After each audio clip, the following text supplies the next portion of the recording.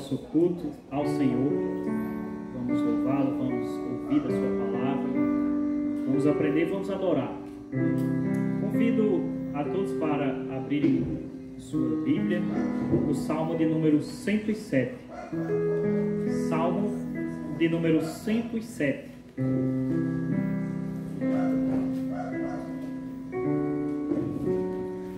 Esse salmo, ele mostra a misericórdia de Deus.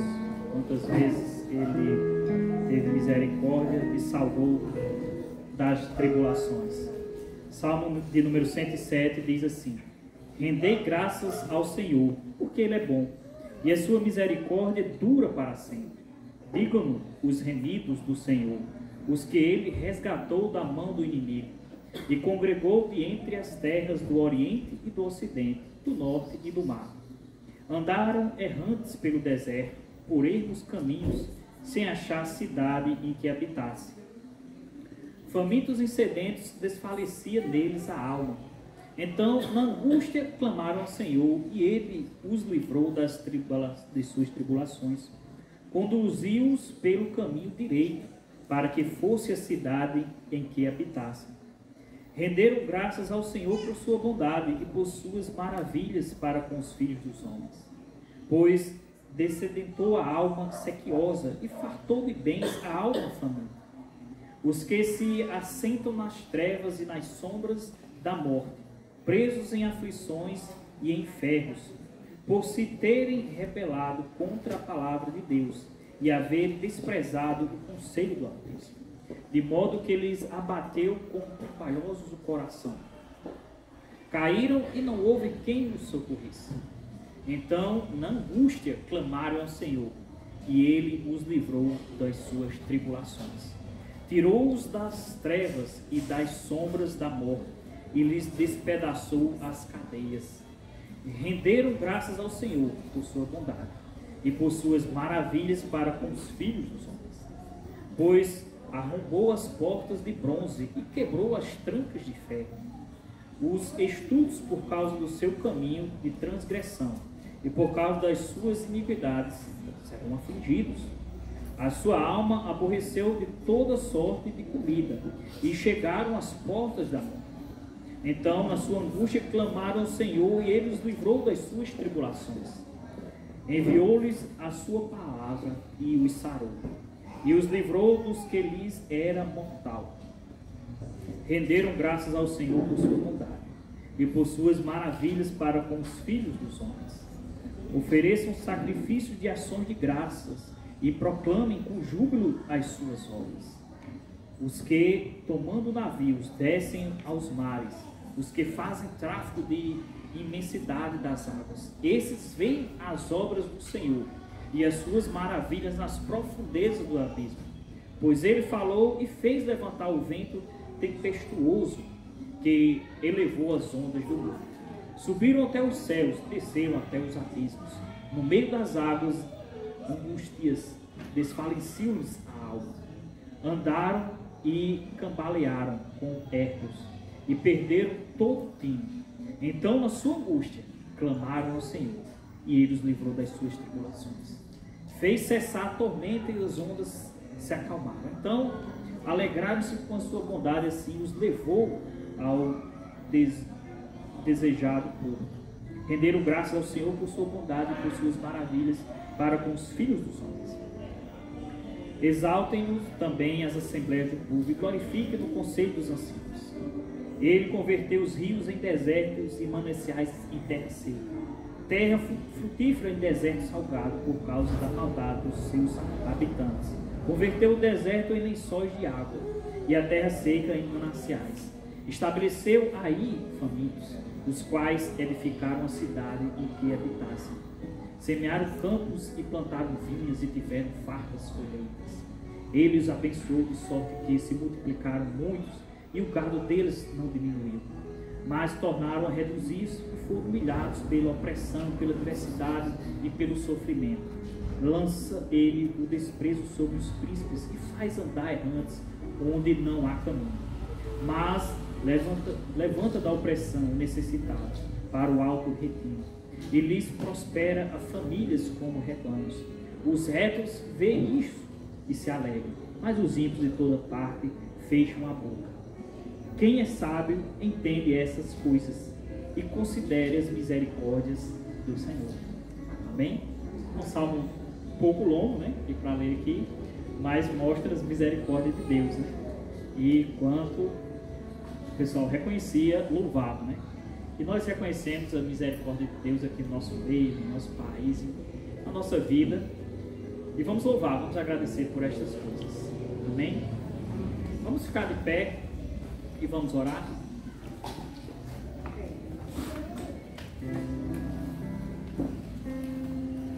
Vou pedir a irmã Rai, que está aqui conosco, trazê-la aqui novamente.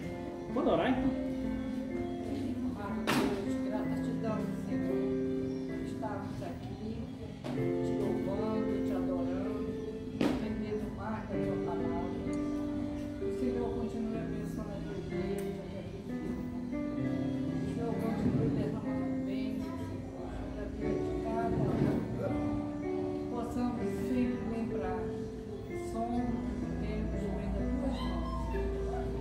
Possamos ter um coração sempre agradecido por todas as bênçãos que o Senhor tem nos dado, pela liberdade de cultuar, pela liberdade de estar juntos, Senhor, aprendendo com a tua palavra cada dia mais. Fica conosco, Senhor, na continuação deste culto. Recebe, Senhor, a nossa gratidão. Em nome de Jesus. Amém. Amém. Agora vamos louvar.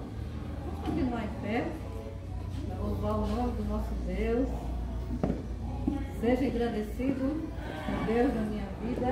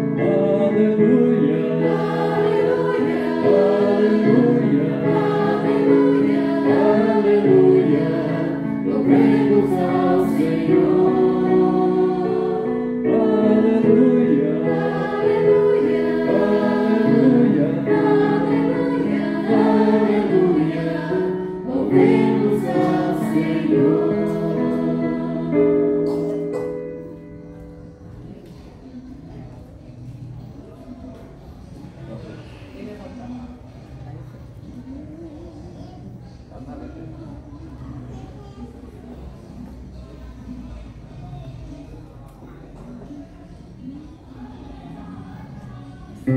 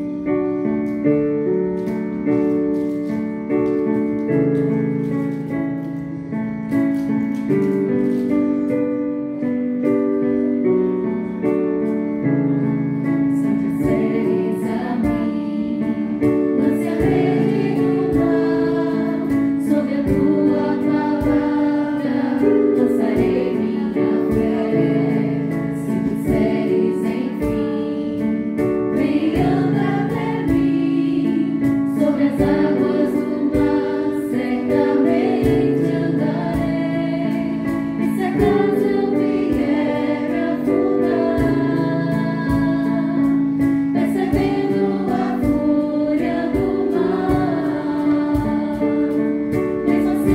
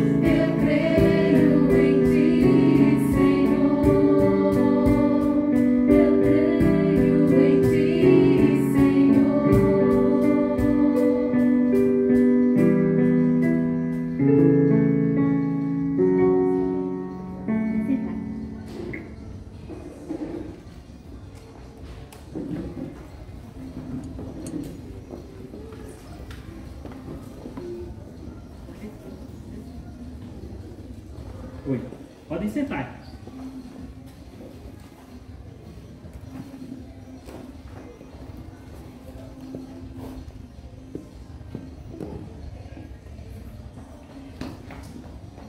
É um texto bastante interessante, né, que eu estava lendo em casa.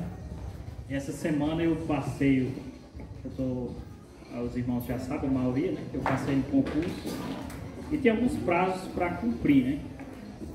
Mas só que alguns a banca ela quer antecipar muitas coisas e acabou me atrapalhando um pouco, e tem alguns exames médicos para entregar, que eu ia fazer, seria para entregar até dia 8, né, de agosto.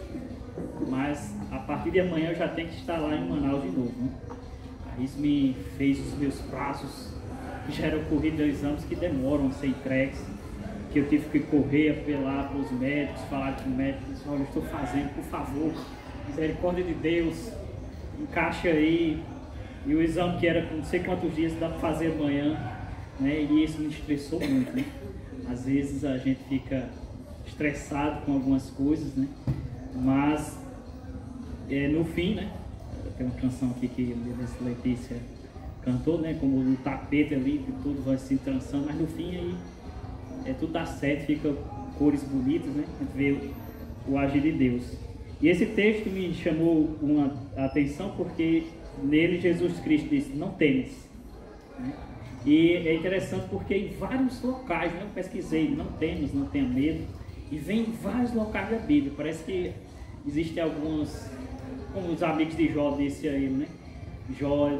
Os amigos disseram a Jó, você era um homem que encorajava, que fazia isso e tudo, mas quando chega a sua vez, aí parece que é assim, né? Às vezes a gente lê, sabe toda a teoria, né? Parece que quando chega a nossa vez, aí dá um medo, né? Aí, mas Jesus Cristo, por isso que eu acho que Jesus Cristo disse em vários textos, não tenha medo, né?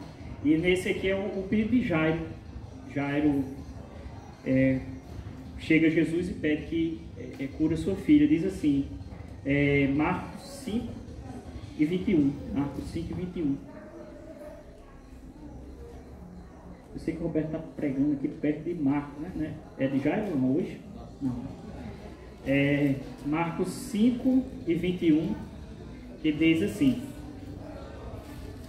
tendo Jesus voltado no barco para o outro lado, afluiu para ele grande multidão, e ele estava junto do mar, e eis que chegou a ele um dos principais da sinagoga, chamado Jairo, e vendo, prostou-se aos seus pés, insistentemente lhe suplicou, minha filhinha está morta, vem e põe as mãos sobre ela, para que seja salva e viverá. E Jesus foi com ele, né? Grande multidão o seguia, cumprindo. Aconteceu que certa mulher, que havia 12 anos, vinha sofrendo de uma hemorragia, muito padecera a mão de vários médicos, tendo despedido tudo quanto possuía, sem contudo nada aproveitar, antes pelo contrário, indo pior. Tendo ouvido a fama de Jesus, vindo por trás dele, por entre a multidão, tocou-lhe a veste, porque dizia, se apenas lhe tocar as vestes, ficarei curado. E logo se lhe estancou a hemorragia, e sentindo no corpo estar curada do seu flagelo. Jesus, reconhecendo imediatamente que dele saíra poder, virando-se no meio da multidão, perguntou, quem tocou as vestes? Respondeu-lhes os discípulos, vês que a multidão te aperta e diz, quem me tocou? Ele, porém, olhava ao redor para ver quem fizera isto. Então a mulher, atemorizada e tremendo, concisa do que nela se operara, veio, prostou-se diante dele e declarou-lhe toda a verdade.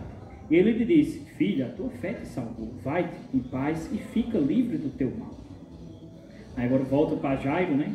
Essa passagem aqui é interessante porque Jairo pediu a Jesus, né? Aí no meio do caminho, né, a filha de Jairo estava morrendo, no meio do caminho chegou essa situação, a mulher cortou a fila ali da cura, né?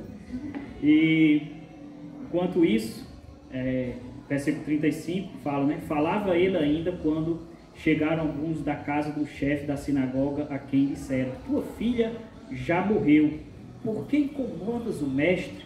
Mas Jesus, sem acudir a tais palavras, disse ao chefe da sinagoga: não temas, crê somente. Contudo, não permitiu que alguém o acompanhasse, senão Pedro e os irmãos Tiago e João. Chegando à casa do chefe da sinagoga, viu Jesus o alvoroço, que choravam e os que pranteavam muito. Ao entrar, disse-lhes: por que estáis em alvoroço e chorais? A criança não está morta, mas dorme. E riam-se dele. Tendo ele, porém, mandado sair todos, tomou o pai e a mãe da criança, os que vieram com ele, e entrou onde ele estava. Tomando-o pela mão, disse: Talita cumi, que quer dizer: menina, eu te ordeno, levanta-te. E imediatamente a menina se levantou e pôs a andar, pois tinha 12 anos. Então ficaram todos sobremaneira admirados. Mas Jesus lhe ordenou-lhes expressamente que ninguém o soubesse, e mandou que dessem a comer a mim. Amém? É um belo texto, né? E que a gente possa se lembrar dessas coisas, né? Não temas. Jesus foi com Jairo, a menina estava só doente, no meio do caminho teve outra cura, né, da mulher, mas Jesus, quando vai fazer uma coisa, né, não importa se a dificuldade é grande ou pequena, ele faz. E que nós possamos sempre fazer isso, né? Confiar em Jesus, que todas as coisas cooperam para o nosso bem. Pode ser que não seja da maneira que a gente quer, ou aquilo que a gente queria, né? Mas certamente, como a palavra dele diz, né? É para o nosso bem. Amém? Vamos cantar mais.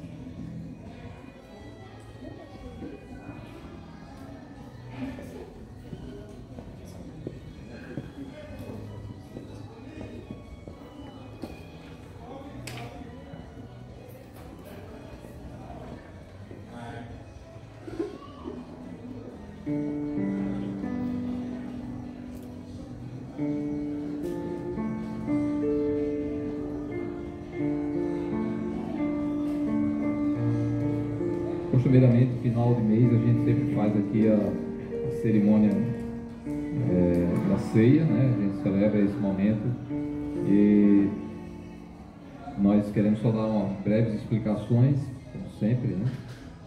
Tem um texto bem conhecido lá em 1 Coríntios capítulo 11, que nos trazem várias explicações a respeito da celebração da ceia. A ceia é algo que vem sendo feito ao longo da história da igreja como um ato de obediência às palavras de Jesus, quando ele, naquele fatídico dia, né, fatídica noite, quando ele celebrava a Páscoa com os seus discípulos, e ele tomou pão, né, deu graças, partiu e deu aos discípulos, e disse que aquilo ali representava o corpo dele, simbolizava o corpo dele que estava sendo entregue em favor deles mesmos, né, dos discípulos. E também usou o cálice, o vinho, que fazia parte da celebração da Páscoa, e também disse que aquilo ali era o sangue da nova aliança, né? E que era derramado em favor também dos discípulos, daqueles que crescem nele ao longo do tempo, né? E tudo isso eles deveriam fazer em memória dele. Então era um cerimonial que estava sendo estabelecido por Jesus para que a igreja perpetuasse isso. Aqueles discípulos começaram a realizar essa cerimônia, sempre partir o pão, distribuir o cálice entre os irmãos, como uma forma de lembrar o sacrifício que foi feito por Jesus, a obra dele lá na cruz, naquela ocasião lá da Páscoa dos judeus. Então a Páscoa para os cristãos começou a ter um significado diferenciado, né? Que ali realmente era o cumprimento dos símbolos do Antigo Testamento que os judeus praticavam, que era o sacrifício do Cordeiro Pascal, né? E eles agora estavam vendo que Jesus era o cumprimento de todo aquele cerimonial que havia até então. Então a Páscoa passa a ter um novo simbolismo. E normalmente são os dois elementos, o pão, o cálice, o vinho novo, que simbolizam exatamente o corpo e o sangue de Jesus que foi derramado. Tudo isso tem a ver com os sacrifícios antigos que eram realizados, né? E derramava o sangue do animal, do cordeiro, como uma forma de cobrir os pecados dos homens, né? De ser propício, né? Era feito num propiciatório, no lugar em que era reservado no templo, né? Antigamente era feito no tabernáculo, aquele lugar que era aquela tenda que era usada no decorrer da peregrinação pelo deserto, e depois, quando o templo foi estabelecido, esses sacrifícios eram feitos no templo. Então nós temos aqui como representação disso que Jesus falou, né, como cumprimento dessa cerimônia, o pão e o cálice, né? Então nós vamos dar graça. Naturalmente, nós devemos considerar que todos que devem participar são aqueles que têm uma identificação com Cristo. Você vai participar de uma cerimônia dessa porque você tem uma identidade com Cristo, com Jesus, né? Você creu que Ele realmente morreu em seu lugar, Ele cumpriu os símbolos, né? Todo o simbolismo do Antigo Testamento, cumpriu a ordem de Deus de vir e assumir a forma humana e morrer por aqueles que haveriam de crer nele, né? Então nós damos graças ao Senhor por este pão, que é um elemento que representa, simboliza o corpo do Senhor Jesus, que foi entregue em nosso favor. Que o Senhor abençoe todo o seu povo, nos ajuda a compreender e ter discernimento em relação ao corpo de Cristo, de modo a podermos participar dignamente desta cerimônia. Em nome de Jesus, amém. O irmão Daniel vai distribuir. Você pega o seu pedaço e aguarda um pouco. Quem que vai ajudar aqui? Acho que dá, pega. Tem aqui. Você pega aí, Mateus, ali atrás. O álcool, né? Tem aqui. Tem aqui.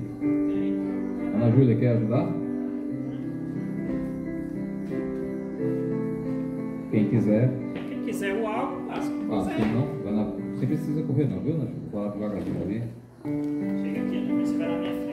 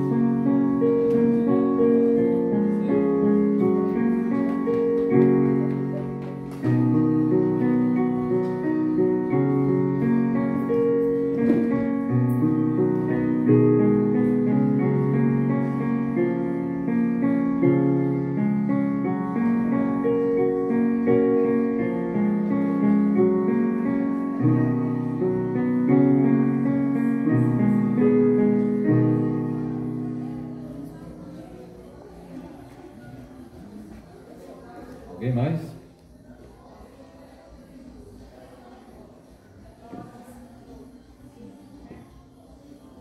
Quando ele deu graças, né, partiu e disse que aquilo ali representava, simbolizava o corpo dele que era entregue e deveria ser feito em memória dele. Então, em memória do Senhor Jesus, com mãos de pão.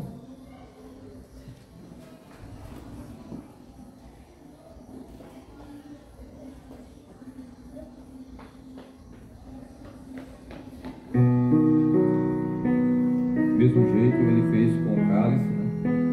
E ele deu graças e distribuiu entre os seus discípulos, indicando que aquilo ali representava o sangue dele, que era derramado por eles, por todos aqueles que fossem crer. Graças te damos, Senhor, pelo cálice que temos aqui, que representa, simboliza o sangue de Jesus que foi derramado em nosso favor. Ele tira o pecado do homem. O Senhor abençoe aqueles que ainda não creem, possam ser lavados por esse sangue. Em nome de Jesus.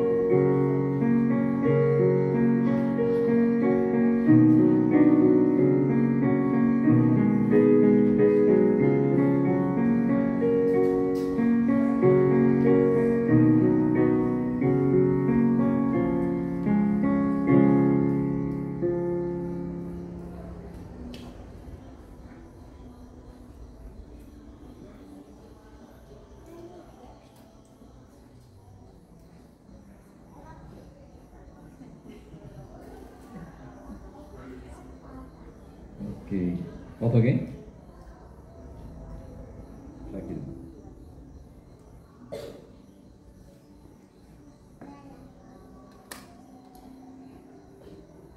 Então, o suco de uva, né? O suco da uva novo, não fermentado, que simboliza aqui o sangue de Jesus, que diz que era a nova aliança, não mais no sangue de animais, mas no seu próprio sangue, né?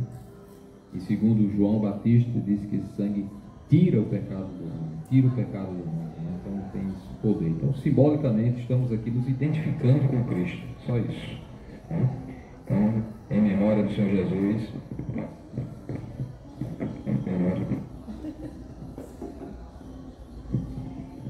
em memória do Senhor Jesus, bebamos o suco, né? O vinho.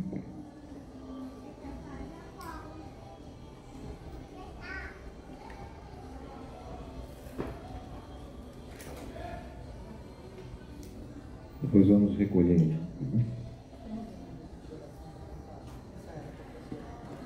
Enquanto a gente está recolhendo, então, quem são? Vamos dizer os nomes logo. Mangraça, Eunice e Larissa.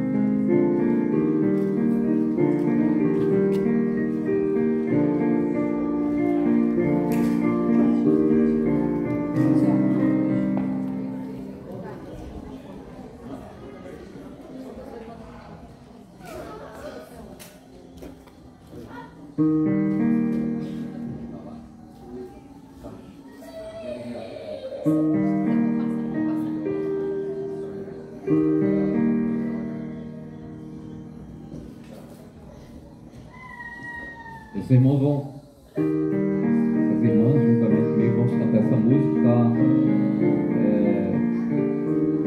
Uma oração aí a Deus, né? Os irmãos sempre estão aqui no culto de oração, né?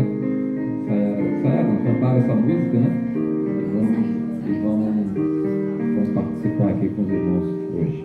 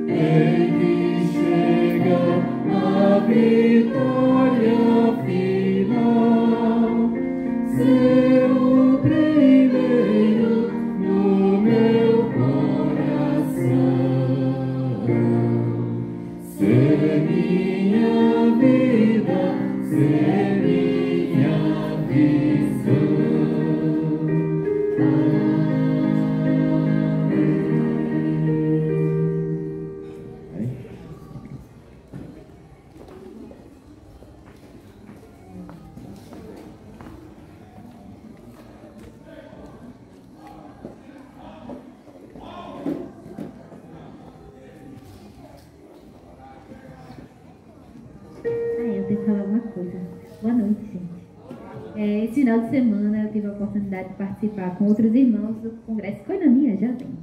E foi uma bênção, nós tratamos sobre o tema convicção, que foi, resumindo tudo, falando sobre a palavra de Deus, falando sobre que ela é a verdade, não o que nós pensamos sobre ela, e como é difícil às vezes a gente interpretar da forma correta, para receber de fato o que Deus quer para as nossas vidas e como é que Ele entende as coisas, como nós devemos entender por meio da palavra. Essa foi uma das músicas que nós cantamos no congresso, a Portar. Ela é uma música muito simples, todo mundo vai saber cantar no primeiro lará. Então, vamos todos aprender. Ela é bem pequenininha também e vamos começar.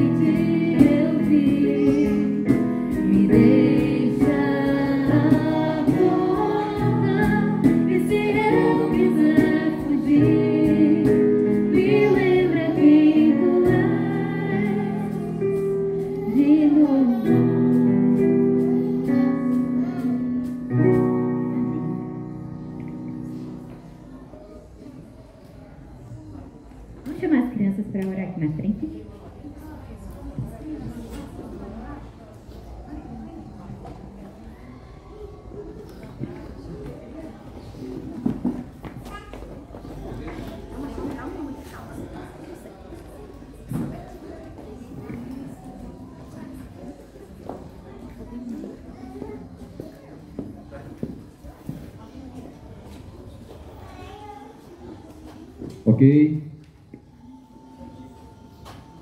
Turma boa que está aqui, ó. Pronto. Fica aqui na frente, Sofia, para ser vista ali. Pronto. Ok, temos aqui essas crianças, temos uma responsabilidade diante de Deus de ensinar a verdade para elas, certo? E nós temos uma aula especial para elas aqui, né? É isso?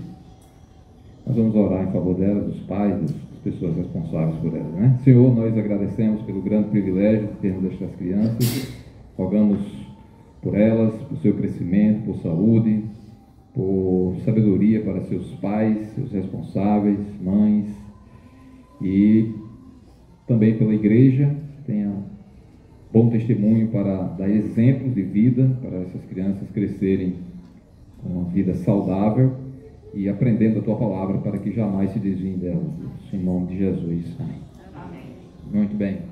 Passaram para onde vão? A sala foi construída para vocês.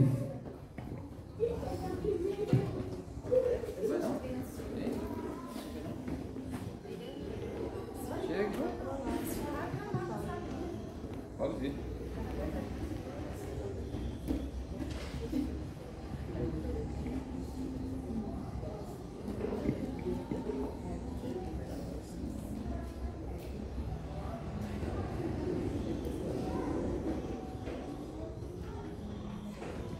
Então, quem quiser, se puder, pode abrir lá no livro de Marcos, se quiser acompanhar lá, senão a gente vai lendo aqui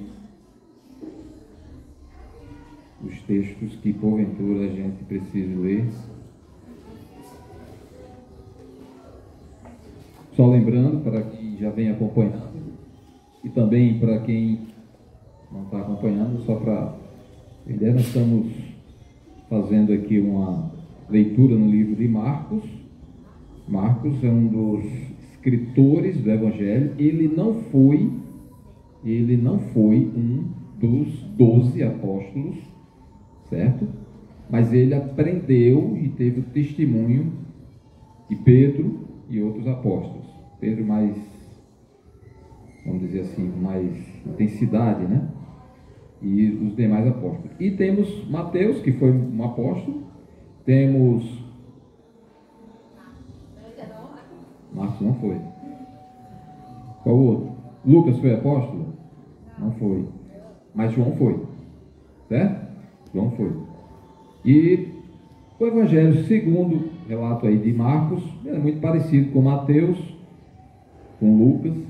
João é o diferente de todos, mas todos eles guardam uma harmonia e, como foram pessoas diferentes que escreveram, também tinham focos diferentes, né, para mostrar propósitos diferentes. Por exemplo, Lucas se preocupa com uma autoridade e diz assim: eu vou relatar para você com detalhe tudo que eu pesquisei, investiguei e estou dizendo para você, para uma pessoa que era uma autoridade, o Teófilo, ele tinha uma posição de autoridade. Eu investiguei tudo precisamente e vou passar para você que você fique inteirado precisamente dos fatos, do que aconteceu, né? E Marcos parece que quer dar uma formação para os romanos, para os gentios, para os não-judeus. E a gente vê, às vezes, a escolha dos acontecimentos retratam mais ou menos o porquê daquela narrativa. Ele quer explicar para um determinado público, para um determinado grupo de leitores, algumas coisas. E nós estamos acompanhando Marcos. Me parece que Marcos tenta colocar muita coisa na ordem cronológica. E a gente vem de um momento bem diferente que aconteceu, que foi quando Jesus, junto com os seus apóstolos lá, estavam numa região mais ou menos desértica, né? Uma região de muito deserto, apesar de que havia povoados, aldeias ali ao redor, e ali eles passaram um dia. Jesus viu que eles estavam perdidos, desorientados, e ensinou durante o dia muitas coisas para eles. E depois, quando chega a noite, já anoitecendo, aí houve uma preocupação que foi com a alimentação desse povo. Estavam famintos. E aí Jesus executa uma coisa milagrosa no meio daquele povo, que foi a partir de 5 pães e 2 peixes que foram entregues a ele, porque descobriu que tinha um rapaz que tinha isso lá, que era a comida que estava disponível, e aí Jesus multiplica isso e os discípulos distribuem entre aquelas pessoas aqueles pães e os peixes. E isso se multiplicou de tal maneira que foi capaz de alimentar 5.000 homens aproximadamente, além de homens e mulheres, 5 homens aproximadamente, além de mulheres e crianças, né? E depois Jesus simplesmente termina aquele fato importante, e tinha um rapaz que também participou, né, que entregou os seus pães ali, os peixes, e aí começa um burburinho no meio do povo. Esse aí é o profeta que a gente esperava. É o profeta que Moisés falou a respeito. É aquele que Moisés disse que viria, que seria semelhante a ele, e que da mesma forma como Moisés, por meio de Moisés, veio o maná, que se bem que Jesus depois esclarece com precisão que não foi Moisés, foi Deus que deu aquele maná, aquele alimento no deserto durante aquela peregrinação. Então ele chegou, porque numa área de deserto também Jesus multiplicou pão e peixe e alimentou uma grande multidão.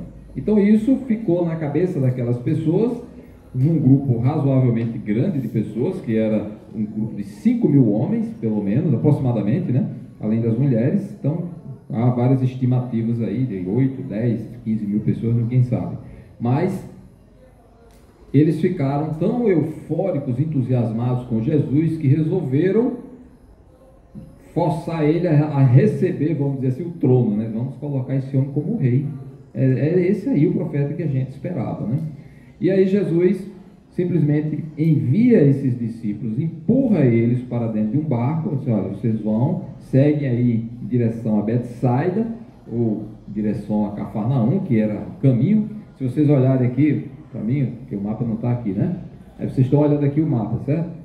Aí vocês têm aqui o mar da Galileia, tudo ao norte aqui você tem Cafarnaum desse lado, você tem desse lado Betsaida, e eles estavam mais para cá, numa área de deserto. Então, Jesus disse: vocês vão para o lado de Betsaida, em sentido Cafarnaum, voltando com o barco.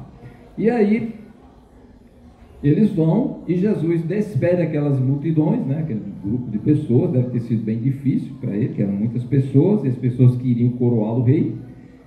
E depois ele sobe para um lugar chamado...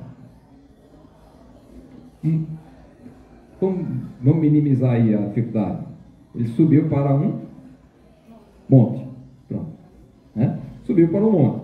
Versículo 45. Logo a seguir, compeliu, capítulo 6, né, de Marcos. Logo a seguir, compeliu Jesus e os seus discípulos a embarcar e passar adiante para o outro lado, a Betsaida, enquanto ele despedia a multidão. E ali, depois, versículo 46, ele diz que depois que despediu a multidão, subiu ao monte e tinha um propósito. É muito importante essa palavra monte, e é muito importante essa palavra orar em seguida, né? Ele subiu a um lugar alto e foi orar. Então Jesus subiu a um lugar alto, foi a um monte e foi orar, versículo 46. Nesse movimento, eles acabaram enfrentando uma dificuldade, né? Talvez o relato de temos Lucas, e temos Marcos, e temos Mateus, todos eles falam acerca disso também, o que mostra que foi uma coisa muito importante. E continua com o mesmo propósito, Jesus querendo ensinar coisas para esses 12 discípulos. Então as coisas não aconteceram para ele fazer um milagreiro apenas. Ele simplesmente quer ensinar coisas para os seus discípulos.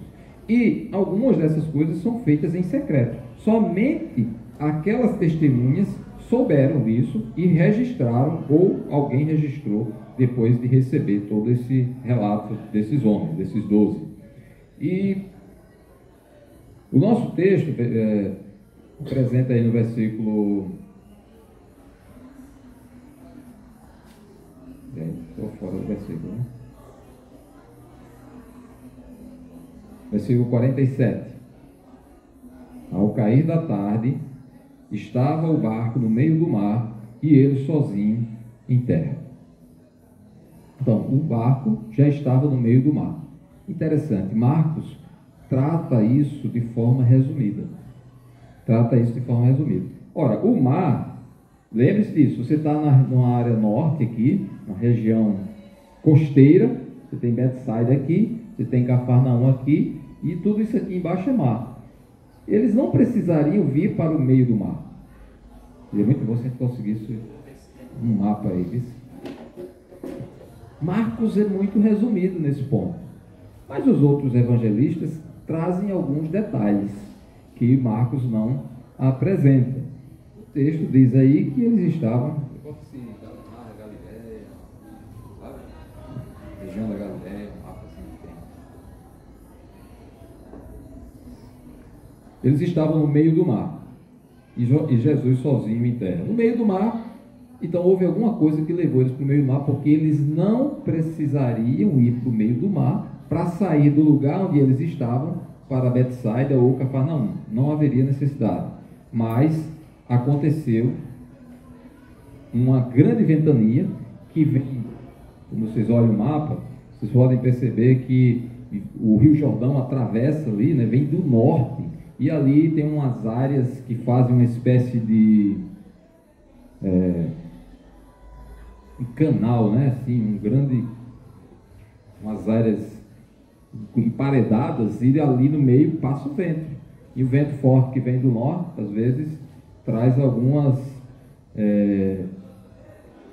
coisas desagradáveis, né? O mar já era perigoso, de vez em quando eles tinham umas tempestades, umas vinham mais fortes do que outras, e eles acabaram enfrentando mais uma aí, certo? Então, esse vento que veio do norte, esse vento que entrou no mar onde eles estavam, acabou levando eles para o meio do mar. A região todinha aqui, ele veio mais ou menos para o meio, sem necessidade. Eu acho que outro texto lá de Mateus, ele diz que o vento era contrário, né? Eles estavam tentando ir para Betsaida, lutando ali, mas o vento era contrário, justamente. A região, eles estavam indo para o norte aqui, região norte, vindo para o noroeste aqui, né? E o vento vinha de lá para cá, bem difícil para eles controlarem. E eles não tiveram força suficiente, ainda que fossem pescadores experientes, etc., né? Eles não tinham força suficiente para fazer acho que é uma apoiada aqui, né? Que o mar da Galileia, onde eles estavam, a região de Betsaida é mais ou menos para cá, Cafarnaum ficava para o outro lado. Você tem Rio Jordão atravessando aqui, ó, e você tem Betsaida de um lado e Cafarnaum do outro. Eles estavam numa região mais fora aqui e vieram tudo no norte, ó, e o mar era aqui. Eles já acabaram vindo para quase... Outro texto... Oi? Eles acabaram vindo para o meio do mar, por aqui. E outro texto diz que eles tinham, acho que, 25 estádios de distância. Aí você multiplica aí 25 por 185 aproximadamente, dá uns quase 5 quilômetros. De 4 a 5 quilômetros que eles entraram mar adentro, né? Aqui lá para cima. Aqui já é o Mar Morto, lá no sul. É aqui. Isso aí. Aí já vai ser menos, né? Não tem mais, né? Já vai diminuir. Então eles entraram aqui mais ou menos uns 4 a 5 quilômetros mar adentro e estavam com grande dificuldade para realmente enfrentar. Então Jesus quer ensinar alguma coisa com isso. Eles estavam lutando. Pode ser assim, está ótimo, excelente. Está excelente assim. Eles estavam lutando para ir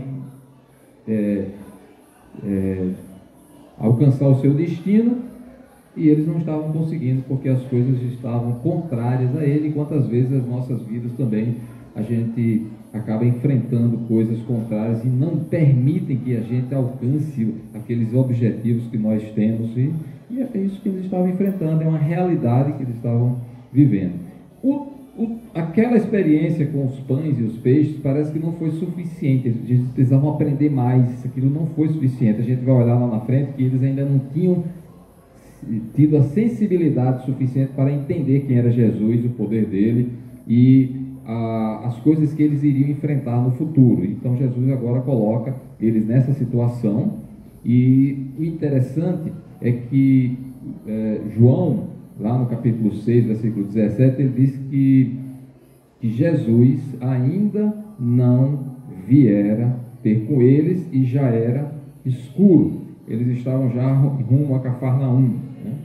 E assim eles estavam enfrentando aquela dificuldade sem a presença de Jesus ali. Pouco tempo antes, eles já haviam enfrentado uma tempestade. Jesus já estava dentro do barco. Só que naquela ocasião Jesus estava dormindo, né? Aí, acordado, Jesus repreende o mar, os ventos lá e tudo, as coisas se acalmam, aí eles ficam abismados com aquilo, curiosos, e dizem, quem é este? Né? Até a identidade de Jesus é colocada em xeque aí, né? Quem é esse Jesus? Quem é esse homem que até o vento e o mar obedecem à voz dele? E depois Jesus vai e se dirige a eles. Dessa vez, aconteceu um pouco diferente, né? Eles realmente enfrentaram essa dificuldade. Jesus já não estava no barco com eles. Certamente eles queriam encontrar Jesus. Era uma pessoa que realmente atraía aqueles homens, e eles gostavam de estar com Jesus. Eles realmente sentiam a proteção dele, sentiam o cuidado, a provisão estava bem clara ali com o milagre daquele que tinha acontecido há pouco tempo, e realmente era uma coisa difícil para eles agora. Estavam com a mente em Jesus e Jesus não aparecia, mas o interessante é que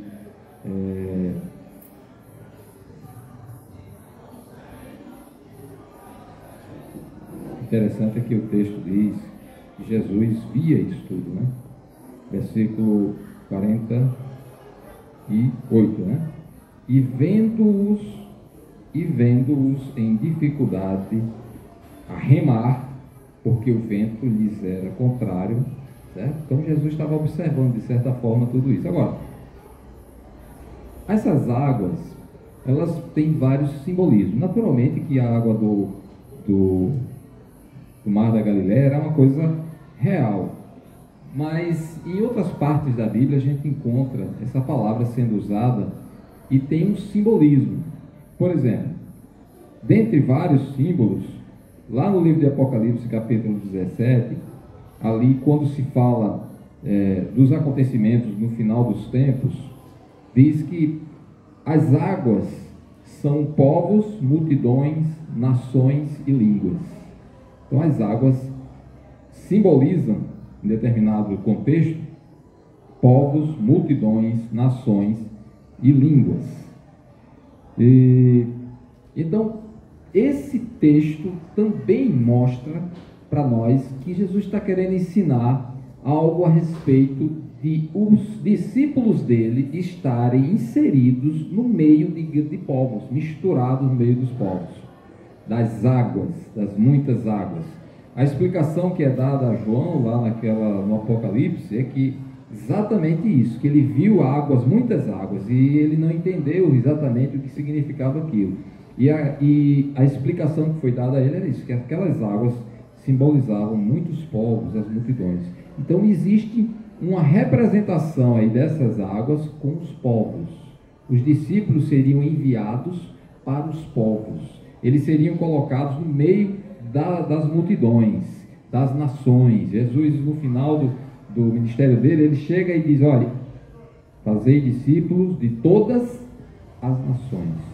Pregai o evangelho, em outra tradução, né? Pregai o evangelho, Mateus, já não é mais da bicicleta, Mateus já deixou a bicicleta, agora é moto, né?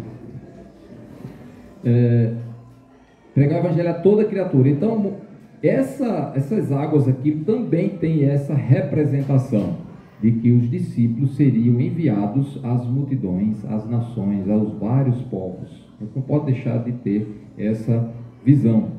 Além, naturalmente, quando a gente ouve pregações ou ouve lê essa palavra, a gente claramente também vê que essas tempestades no mar também simbolizam os problemas que as pessoas enfrentam, né? Que o povo de Deus enfrenta na vida e que depende do socorro de Jesus quando vem para socorrer, né? Para acudir diante dessas tempestades. Mas também ele quer mostrar que esses discípulos iriam também enfrentar dificuldades quando fossem enviados para os povos, quando fossem enviados para as nações, quando fossem enviados às multidões. Então, claramente na Bíblia a gente vê essa divisão de pessoas, tipos de pessoas, pessoas que são os discípulos que vão ser levados, enviados para pregar o Evangelho, para testemunhar de Cristo para as nações, para as multidões, para as aldeias, para os povos, de uma maneira geral. Só que acontece também o seguinte: às vezes a água está bem tranquila, mas muitas vezes a água está tumultuada.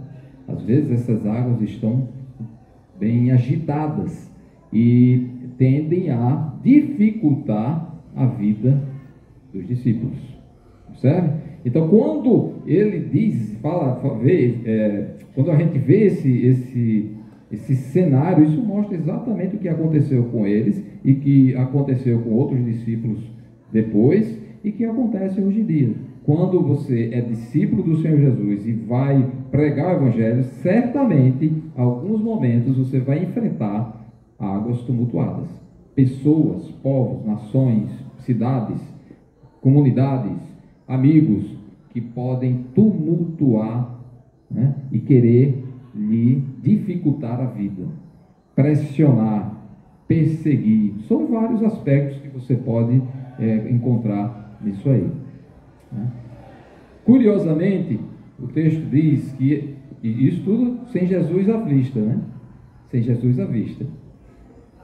Vai alta a noite, lá no livro de Romanos diz, né? O apóstolo Paulo diz: vai alta a noite e vem chegando o dia. Deixemos, pois, as obras das trevas e revistamo-nos das armas da luz. Então o apóstolo Paulo já tinha essa visão de que a noite estava avançada no seu horário e precisava a gente continuar fazendo as obras usando as armas da luz, e não se acomodar às obras das trevas. Ele diz que as obras das trevas continuam já à noite, né? E ela vai alta, ele diz assim, vai alta à noite, o tempo vai passando, vai escurecendo mais a ideia de trevas, e a gente vê esse simbolismo das trevas como sendo justamente esse sistema no mundo todo pecaminoso, cada dia mais escuro, significa cada dia mais distante de Deus, afastado de Deus, adotando obras das trevas, como o apóstolo Paulo diz, obras das trevas, ou seja, atos contrários à vontade de Deus, tudo que é princípio de Deus, tudo que é valor que Deus estipula, de tudo que é mandamento que Deus estabelece. Aí a tendência é, nessa escuridão avançando, né? Tempo avançando, tempo passando, a escuridão chegando, aí ele está dizendo que isso vai sendo pior, vai piorando. E então esse cenário volta lá para esses discípulos. O tempo vai passando, as vigílias vão passando. Já depois das 6 horas, Jesus estava despedindo as multidões. 9 horas termina a primeira vigília da noite. Aí meia-noite termina a segunda vigília da noite. 3 horas da manhã termina a terceira vigília e começa a quarta vigília. É o momento mais difícil. E esses discípulos passaram horas enfrentando um mar difícil. Agora, curiosamente, a gente não vê, você lê os 3 relatos, os 4, a gente não vê uma indicação, como no primeiro caso, de que aquela tempestade iria afundar o navio. Interessante. O navio não vai afundar. Não está dizendo que ele vai afundar, não está dizendo que eles vão a pique, vão morrer todos. Naquela primeira, do capítulo 4 que nós examinamos aqui, ali eles estavam numa situação complicada, porque realmente ali eles acordaram Jesus desesperados, dizendo: Senhor, dessa vez a gente vai naufragar. O barco já não aguenta mais, o senhor acorda logo aí, pega seu salva-vida. Não tinha naquela época. vamos perecer. E nesse aqui não tem isso. Isso me chama a atenção também, porque mostra que os discípulos não iriam morrer, mas estariam enfrentando uma dificuldade que Jesus queria ensinar que seria normal, seria de se esperar essas dificuldades na vida deles. E o tempo vai passando, só que o apóstolo Paulo disse que vai alta a noite, mas também vem chegando o dia. E aí o Tiago, que escreveu, que é o irmão de Jesus, né, escreveu, capítulo 5, versículo 8, e diz o seguinte: a vinda do Senhor está próxima. Está próxima. Não diz data e hora, mas ele diz que está próximo, é iminente, está chegando. Você não sabe exatamente o dia. E várias vezes a gente encontra essas expressões que Jesus falou: virá como um ladrão. Ele não avisa, não tem uma hora certa, ele dá sinais, mas ele não diz hora e data, né? Então, diante de tudo isso, os discípulos, o tempo vai passando, os discípulos vão enfrentando dificuldades, o mar está meio revolto lá, não vai destruir, não vai morrer, eles não estão com essa ameaça de morte, mas estão com uma dificuldade grande, certo? Só que, do outro lado, nós encontramos Jesus, conforme o texto que nós vimos, que ele estava vendo aqueles discípulos em dificuldade. Ele estava vendo aqueles discípulos em dificuldade. Mesmo lá no monte, Jesus estava vendo.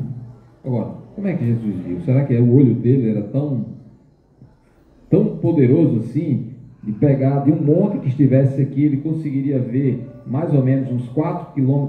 Você consegue enxergar 4,5 km de distância? 5 km? Difícil, né?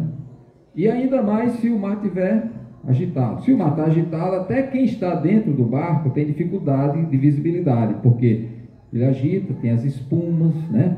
Tem o ar fica embaçado, você já não tem visibilidade. E quem está longe também não vai nem enxergar direito o que está acontecendo,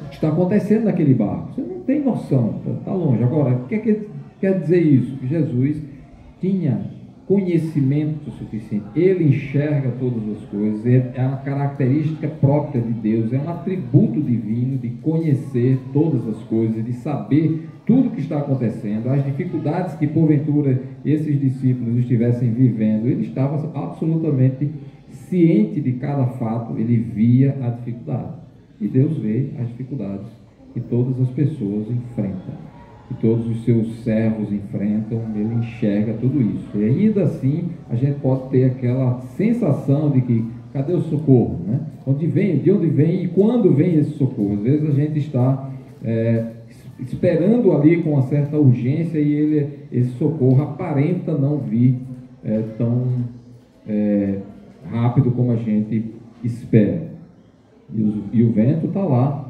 batendo e a gente com aquela dificuldade para enfrentar, né?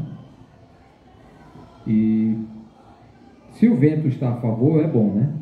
Se o vento está a favor, é bom. Você vai mais rápido. O vento vai a favor, você controla ali o rumo. Você sabe que eu já fui piloto de navio, né? Já peguei vento a meu favor também na época que eu viajava. Mas peguei vento contrário, né? Vento a favor é uma beleza, você vai calcular a velocidade, está acostumado a encontrar uma velocidade lá de 16 nós, né? Puxa, 16. Daqui a pouco você vai começar acompanhando aí 17, daqui a pouco tira outra velocidade, calcula de novo 20 nós. Que coisa incrível, esse navio está demais, está turbinado, né? Então o vento estava a favor, estava favorecendo ali, rapidamente você vai. Mas por outro lado, às vezes o negócio está ao contrário e você praticamente para ali. Você pensa que está saindo do lugar, mas o vento é tão forte, as marés, as correntes por baixo são tão fortes, que o motor está funcionando, você está gastando energia, você está percebendo o movimento, mas você está no mesmo lugar, parado. Então é uma coisa incrível, que no caso deles era o contrário, né? Não estava só parado, eles tinham sido movidos para cá. Essas correntes de ar que vem por aqui, ó, nesse sentido do Rio Jordão aqui, no norte-sul, estavam empurrando eles para o meio do mar. E às vezes no meio do mar é difícil você enxergar a terra. E terra dá a ideia de segurança, de buscar um socorro, né? Às vezes fica mais fácil, quando você vê terra, puxa, que legal. Você tem ali qualquer coisa, chama no rádio e vai. Mas mesmo com terra à vista, a dificuldade pode ser de tal forma que nem o socorro tem coragem de chegar lá. E eu mesmo enfrentei coisas desse tipo, colegas viram outras coisas, né, de navios em lugar como Triângulo das Bermudas, né, e ali navio afundando, o outro passando perto, também sofrendo com aquela tempestade e recebendo pedido de ajuda e não podia ajudar, porque ele mesmo estava tentando só se salvar. E outra vez eu estava pertinho do Rio de Janeiro, lá, só que o navio estava em conserto, manutenção, estava sem motor, não podia nem ligar o motor. Aí chegou uma tempestade ali na Baía da Guanabara, tão grande, ventos, aí empurrando o navio e eu pedindo socorro aqui no Brasil não é guarda costeira não, é capitania dos portos, o pessoal que cuida dos portos.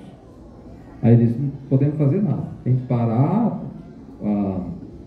a tempestade aí a gente vai ajudar.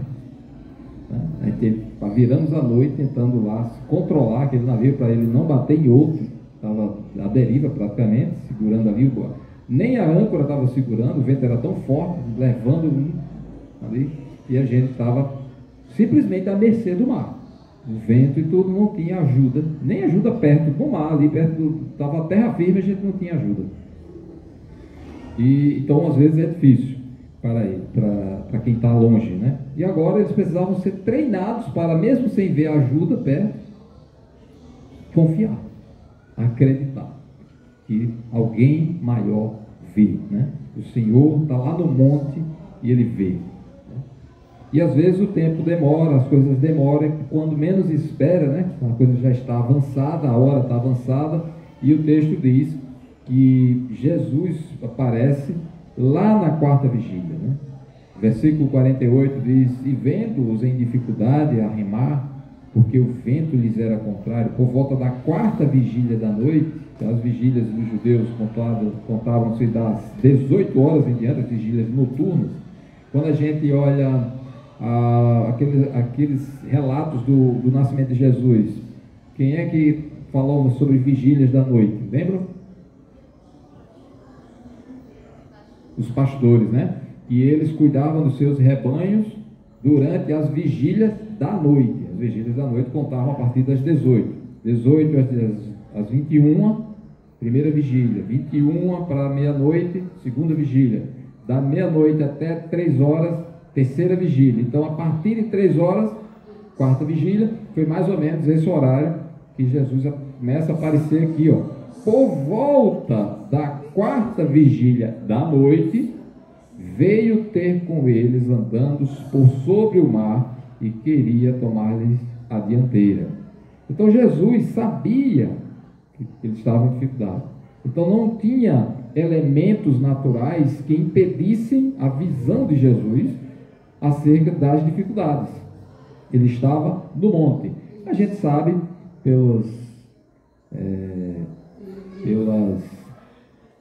depois eu faço essa aplicação, mas ele não tinha coisas naturais, a espuma, a visibilidade, a atmosfera, que impedisse ele de enxergar, de entender aquela situação. Mesmo assim, a gente precisa entender que ele sabe todas as coisas, que ele não retarda, ele marca a hora certa para cada coisa. Ezequiel capítulo 12, versículo 28 diz: portanto, dize-lhes, Deus falando para o povo de Israel, assim diz o Senhor Deus, não será retardada nenhuma das minhas palavras, tudo que ele prometeu se cumpre de acordo com a vontade dele na hora certa, não haverá retardo, ele não atrasa nem adianta, certo? E a palavra que falei se cumprirá, diz o Senhor Deus. Então, nós já vimos aqui durante várias semanas, meses aqui, várias vários estudos, vários textos que mostram claramente como muitas dessas palavras que Deus proferiu já se cumpriram, e outras, pela própria promessa, né, pelo conteúdo da promessa, não tem como ter sido cumprida ainda haverá de ter cumprimento. Então elas também haverão de se cumprir no momento certo, sem retardo, no momento certo. Então, quando foi a quarta vigília, é a hora difícil, a hora complicada, a escura, e eles estavam talvez desanimados, alguns já, né, começando a desanimar. Aí Jesus aparece, né? Pode aparecer a qualquer momento, mas muitas vezes é um momento difícil, porque é ver se você tem a segurança, confiança, e você consegue também entender que a solução, quando a gente não tem mais nenhuma arma, não tem mais nenhuma força, nenhum poder, nenhum recurso, está na mão dele. A solução está na mão dele. E ele aparece. E também isso aqui nos ensina que, como Jesus já foi aos céus, a gente sabe pela morte, ressurreição e ascensão de Jesus, naquela época, 2000 anos atrás, ele está figuradamente aqui no monte, que é o monte, à destra do Pai, à destra da majestade nos céus. E lá ele tem um ministério, vocês sabem qual é? Quem lembra? Intercessão. Intercessão. O que é que Jesus foi fazer no monte agora? Ora, é exatamente esse o simbolismo, essa ligação que a gente vê nessa passagem com o que vai acontecer. Tem um acontecimento objetivamente a ser cumprido na vida dos discípulos a curto prazo ali, mas também conta como é a história do povo de Deus, os discípulos de uma maneira geral. Quando Jesus sobe aos céus, ele também tem um tempo de espera até ele voltar. Que ele não disse que viria? Ele não disse que voltaria? Ele disse que retornaria, e ele vai cumprir. E segundo nós vimos aqui, ele não retarda, e até o apóstolo Pedro diz assim: não retarda o Senhor a sua promessa, como alguns a julgam demorada. Pelo contrário, ele era longânimo para convosco, não querendo que nenhum pereça, senão que todos cheguem ao arrependimento. Então, do mesmo jeito como ele fez a promessa de que viria novamente, a Pedro está dizendo: tenha paciência, porque ele não vai retardar, porque as promessas de Deus sempre foram de não retardar, de não atrasar nem adiantar, tem a hora certa. E pode ser o seguinte, também traz para nós a seguinte mensagem: não vai ser tão cedo que a gente possa chegar aqui e ficar ansioso esperando que se cumpra ali naquele tempo nosso, porque ele diz assim: virá lá na quarta vigília. É um momento de espera, para testar a paciência, testar a nossa segurança nele, testar a nossa confiança, a fé. Então ele vem na quarta vigília. Não está mostrando aqui data, hora do retorno de Jesus, mas está mostrando que vai ser no momento em que muito tempo se passou, um bom tempo se passou de turbulência no mar, o povo se agitando, as pessoas tentando sucumbir, ou destruir, ou perseguir, ou prejudicar os discípulos, e ali na quarta vigília ele vem. Mas os discípulos sobreviveram. Eles não sucumbiram, não foram a pique, não naufragaram, o barco estava lá intacto, e eles realmente receberam a visita, a resposta do Senhor, chegando lá, a vinda dele pessoalmente, e visível para eles. Nota? Eles passaram várias horas sem ver Jesus. Olha, Jesus sobe e diz: eu voltarei, mas eu estou com vocês. Eu vejo o que está acontecendo. Eu estarei com vocês todos os dias. E Jesus sobe ao monte, está dizendo assim, lá ele vê as dificuldades que eles estão passando. Mas ele deixa. Tem um tempo certo para cada coisa. Tem um aprendizado, tem um teste e tem um crescimento que precisa ser obtido com todo aquele movimento das águas, dos povos, né? E aí ele traz, ele chega. Eu sei que é difícil, aí hoje está de encomenda, né? O negócio aí. Oi? Vamos seguir, né? Mas esse rapaz aí já disse que eu podia falar com ele depois, se ele precisasse baixar aí o negócio, né? Depois eu vou botar aí. Porque senão a gente vai começar a fazer concorrência com eles aqui, certo? Vamos falar mais alto, gritar e tudo, para eles entenderem que precisa ter um equilíbrio lá também. Então veja só, Jesus vem, aparece e ele é aquele que vai trazer um equilíbrio às coisas.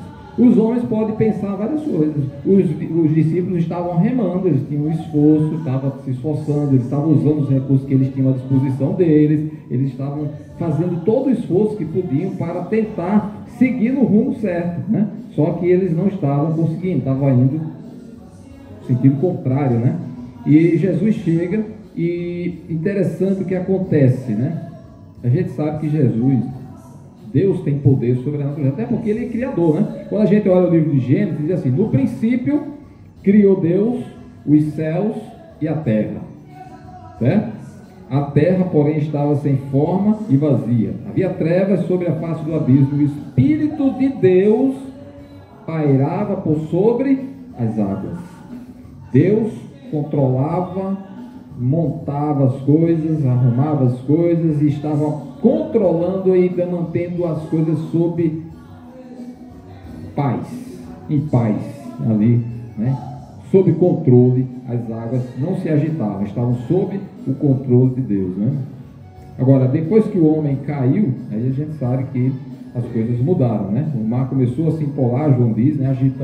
Agitado por vento rígido que soprava. Deus tem poder sobre a natureza. Ele já mostrou, né? Jesus já mostrou isso na outra ocasião para aqueles discípulos, quando eles foram chamaram Jesus, e Jesus simplesmente deu ordem, e o vento, misteriosamente, a gente não sabe como, ouviu e atendeu. Cala-te. O mar estava agitado, se acabou. Agora, dessa vez foi diferente. Jesus não falou para o mar, Jesus não falou para o vento. Não temos esse registro em nenhum dos evangelhos aí. Nenhum deles fala que Jesus falou para o vento, nem falou para o mar nessa ocasião. A primeira coisa que ele fez foi falar com os discípulos. Jesus falou com os discípulos. O que é que nós temos aí?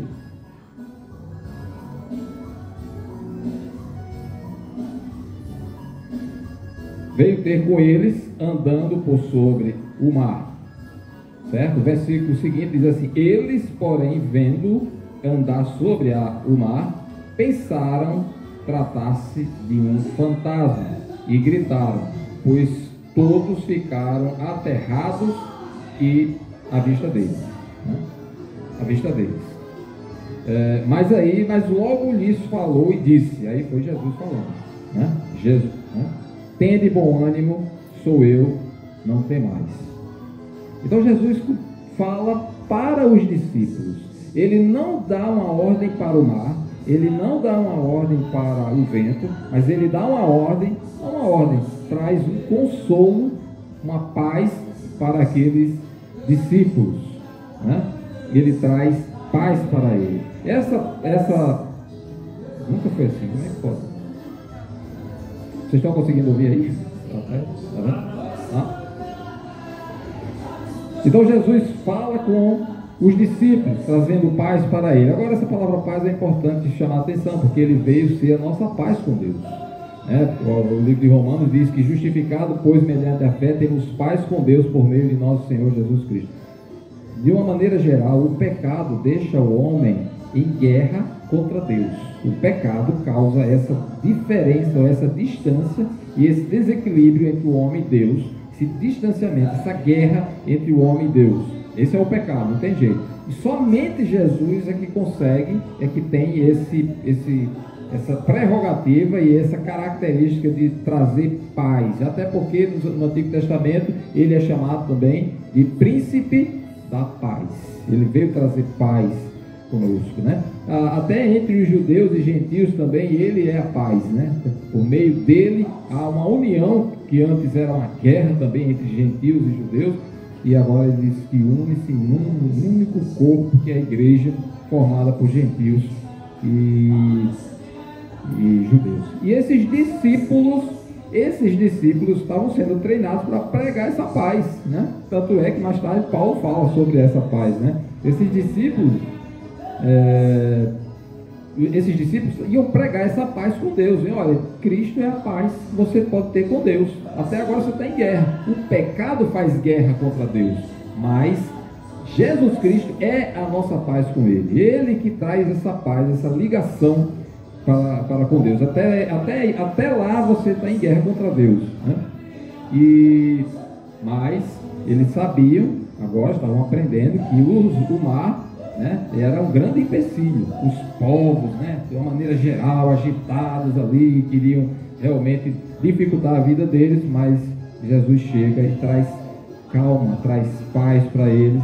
Interessante que Jesus, em outro momento, né, ele chega e diz assim,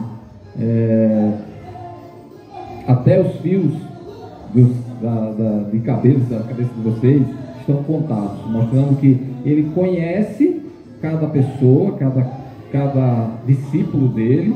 Ele sabe o que pode acontecer, ele sabe que as águas estão tumultuando, sabe que os povos, as pessoas, né, os bares querem dificultar o trabalho da igreja, né, dificultar mesmo o caminho, é o vento contrário.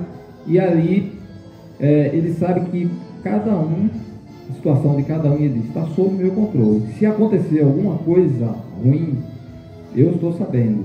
Cada fio de cabelo está contado, cada coisa está sendo contada e cada coisa vai ser julgada. Cada fio de cabelo contado significa o seguinte: cada maldade, cada agitação desse mar também vai ser julgada se for feita contra os discípulos do Senhor, os verdadeiros discípulos, né? Lembre o seguinte: eram 12 e havia uma grande multidão. A diferença é grande, viu?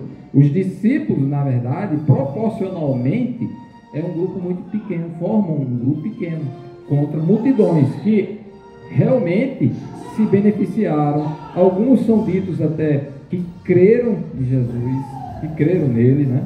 E mesmo assim Jesus não acreditava naquilo. Ele sabia que eles criam somente porque eles viram coisas que Jesus estava fazendo, né? Milagres, as palavras, curas, e de fato Jesus fez isso, e muitos acreditaram naquilo lá, puxa, isso aí, mas eles não tinham confiança, não acreditavam em confiar em Jesus completamente. Agora os discípulos estavam sendo treinados para isso, né? Precisavam enfrentar uma situação difícil e confiar, esperar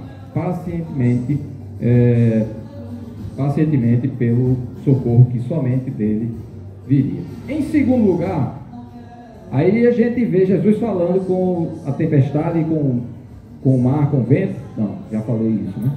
Ele não falou. O que a gente nota é que, de fato, lá em Marcos capítulo 4, naquela primeira tempestade, Jesus realmente falou com o mar e o vento. Cala-te, né? Emudece, né? Aquela coisa toda. E aí eles viram realmente isso acontecer. Nesse segundo caso aqui, nesse momento, realmente eles ficaram, vamos lá, quando ele lhe falou, né, tem de bom ânimo, sou eu, não tem mais, e subiu para o barco para estar com eles, e o vento cessou. Jesus não falou com o vento, não falou com o mar, não determinou nada para eles, mas só a presença dele foi suficiente para que o mar pudesse se acalmar, e eles seguiram até o seu destino, né? Então nós vemos realmente a ação de Deus, mesmo no silêncio, sem fazer grande estardalhaço. Às vezes você encontra na sua vida algo muito mirabolante acontecendo, você precisa de um socorro de Deus e acontece alguma coisa incrível ali, você vê, percebe. Às vezes você não percebe e as coisas se resolvem, mesmo que seja de outro jeito. Eles não sabiam como isso ia ser resolvido, mas eles esperavam, só chegou na quarta vigília. Vai demorar um pouco a vida de Jesus, mas ele não retarda, ele não atrasa. Mas certamente, do mesmo jeito como o mar se acalmou quando Jesus chega lá naquele barco, ali o barco pode representar ou simbolizar até a própria igreja, né? Que simboliza o grupo de discípulos que creram em Jesus e confiaram nele. E quando ele chega de volta, é visto visivelmente, a presença dele chega, então realmente o mar se acalma. Então aquela agitação dos povos, a agitação dos grupos que são contra o povo de Deus, a agitação dos governos que são contrários à palavra de Deus, à Bíblia, ou seja lá, a manifestação da fé dos cristãos. Eu não estou dizendo que todo mundo que se chama cristão é cristão, não, estou dizendo dos verdadeiros cristãos, né? Então, todo esse movimento dos mares, das perseguições, dos agitos contrários, dos ventos contrários, isso vai acabar. Isso tem um fim. Nesse momento desse acontecimento, os discípulos estão no mar revolto, mas não é um mar que acaba, destrói eles. Eles não serão destruídos. Esse é um teste, uma experiência, uma vivência que eles têm de passar, mas não de destruição, mas precisa passar por isso. Jesus mandou eles para o mar para isso. Precisa passar por isso, mas não há destruição. E a certeza de que na chegada dele, o tumulto acaba. Aí a gente vai ter maior liberdade de adoração, maior liberdade de expressão, de liberdade para realmente servir o Senhor. Por quê? Porque as pressões do mundo não mais existirão. O mundo, com todo o seu sistema contrário, anti-Deus, não vai ter espaço mais, não vai ter esse lugar. Vai ter o horário do culto, vai ser toda a cidade cultuando a Deus. Não vai ter festa mundana, não vai ter bar funcionando, não vai ter música com letras obscenas cantando, tocando, em canto nenhum. O mar vai parar a agitação. Até falando em mar, quando o apóstolo João vê aquela visão final do novo sistema que será implementado, ele diz assim: eu vi novo céu. Mas isso aqui é na quarta vigília, viu? Vai chegar no momento certo, mas é na quarta vigília. Vi novo céu e nova terra, pois o primeiro céu e a primeira terra passaram. Não vai ter essa terra que a gente está vendo. O sistema que está funcionando aí não é o mesmo sistema que haverá naquele tempo. Será inaugurada uma nova ordem em que Deus vai reinar, né? E curiosamente ele diz: e o mar já não existe. E o mar já não existe. O mar que simboliza aqui a agitação do povo, das multidões, das línguas, das aldeias, dos povos, das nações. Isso não vai ter mais essa separação dessa forma, essa agitação, não a separação. Haverá nações sim, mas não dessa forma, agitado contra Deus, agitando contra os discípulos de Deus, contra os discípulos de Cristo, né? Isso aí não vai acontecer, porque é garantida aqui essa paz sobre as coisas do mundo, né? Ele vai inaugurar um novo momento de paz. Então, Jesus está lá no monte, está lá hoje nos céus, e a Bíblia diz, como alguém já colocou aqui, está a interceder por nós. E aí a gente vai para Romanos e diz: quem os condenará? Quem vai condenar os discípulos de Cristo? É Cristo Jesus que morreu, ou antes quem ressuscitou, o qual está à direita de Deus e também intercede por nós. Esse é o ministério do Senhor atualmente. Lá no monte, simbolizado aí, né, pelo monte, mas nos céus, intercedendo em favor dos discípulos. E assim o povo de Deus, os discípulos do Senhor, podem ser acalmados, porque o príncipe da paz está vendo todas as coisas, e no devido tempo ele vem e vai trazer a paz sobre a tempestade, sobre as águas revoltas, né? Eu vou parar aqui, tá certo? Oi? Um teste. Não, a gente sempre está sendo testado, mas eu não quero, o meu objetivo é que fique alguma coisa. Se eu ficar insistindo, aí vai ficar difícil, a gente vai ficar meio, né? Vou parar agora, vamos fazer uma pausa, não vou parar aí, a gente vai parar a igreja não, vamos continuar, vamos parar essa pregação aqui para não ter dificuldade com os irmãos, né? Nem com os vizinhos aí, mas com os irmãos, né? Questão de compreensão. Então vamos suspender aqui, depois a gente continua um outro ponto em relação a esse mesmo texto, em relação a esse mesmo conteúdo, certo? O que a gente precisa ficar bem claro, né? Que fique bem claro hoje, né? O Senhor vem acalmar, vem trazer paz, Ele é o príncipe da paz. As tempestades realmente vêm, não só os problemas das nossas vidas comuns, que Ele vem socorrer também, mas em relação às dificuldades que as pessoas, de uma maneira geral, vão colocar sobre ou contra os discípulos de Cristo, porque os apóstolos iriam ser enviados para a pregação, e as águas, os tumultos do povo, os reis, as pessoas, né, contrárias, iriam causar grande dificuldade para eles. E Jesus estava querendo ensinar isso para eles, que eles como discípulos seriam enviados e as águas iam tumultuar, mas com certeza na sua vida tudo isso seria resolvido.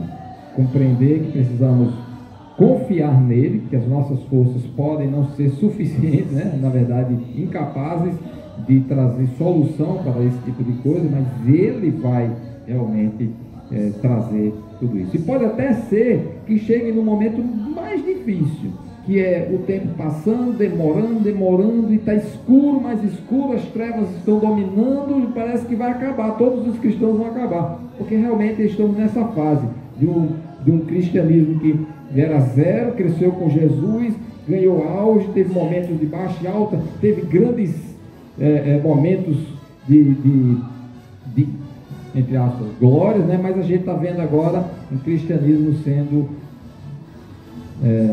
fraquejando porque muitos crentes estão fracos, né? Esfriando, e as pessoas ganhando, vamos dizer assim, de uma maneira geral, o mundo ganhando força e sendo capaz de abafar, de querer perseguir e de querer destruir o cristianismo. Mas sempre teve isso, mas a gente está vivendo uma fase também desse tipo, em que o mundo, né, as águas estão agitadas e querendo realmente destruir aquele barco com os discípulos, né, a igreja do Senhor. E realmente pode acontecer muita coisa, e o barco ser chacoalhado para lá e para cá. Mas segundo o ensino da palavra, ele não vai ser destruído, porque Jesus vem no momento certo, mesmo lá na quarta vigília, mesmo quando a água está tumultuando de um jeito quase assim, vai acabar tudo, vai destruir tudo. Não, mas ele vem e vai ter discípulos ainda assim. Os 12 aqui foram salvos, né? Eles não sucumbiram, não morreram, eles foram salvos. Então, quem segurar, quem for perseverante é aquele que realmente foi verdadeiramente salvo, né? Quem foi verdadeiramente convertido. Esse vai perseverar e vai perceber essa grande salvação da chegada do príncipe da paz, e ele vai trazer paz. Que a gente confie e espere com tranquilidade, com paciência, a vinda desse príncipe da paz. E certamente as tempestades vão se acalmar. Amém? Amado Deus, somos gratos pela sua grande bondade conosco e nos ensinar por meio da sua palavra. Temos paciência, confiança no Senhor. Certamente toda e qualquer tempestade não vai prevalecer contra aqueles discípulos que estão dentro da tua vontade, verdadeiramente convertidos. Que o Senhor nos abençoe, possa nos esclarecer, nos fortalecer e abençoar aqueles, ó Deus, que ainda estão fora desse barco, que estão à mercê das multidões, que estão à mercê das tempestades, do mar revolto, sendo engolidos por essas tempestades. Que o Senhor dê coragem, discernimento para essas pessoas, para também entrarem no barco dos discípulos, e certamente receberá a visita do Senhor Jesus, e assim terá paz. Em nome dele nós oramos. Amém.